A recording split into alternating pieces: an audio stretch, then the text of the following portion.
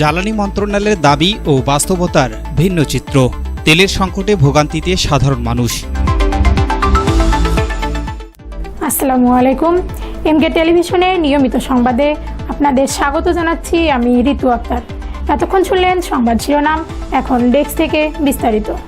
জ্বালানি মন্ত্রী দেশে কোনো জ্বালানি সংকট নেই বলে দাবি করলেও বাস্তব চিত্র ভিন্ন বলেই অভিযোগ উঠেছে।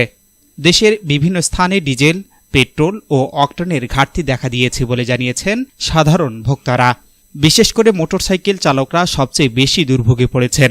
অনেকেই ঘণ্টার পর ঘণ্টা পেট্রোল পাম্পে লাইনে দাঁড়িয়ে থেকেও প্রয়োজনীয় তেল সংগ্রহ করতে পারছেন না। এতে দৈনন্দিন কাজে বিঘ্ন ঘটছে এবং ভোগান্তি বাড়ছে সাধারণ মানুষের। ভুক্তভোগীরা বলছেন, বাস্তব পরিস্থিতি সম্পর্কে সংশ্লিষ্ট কর্তৃপক্ষের সঠিক তথ্য রয়েছে কিনা তা নিয়ে প্রশ্ন উঠেছে।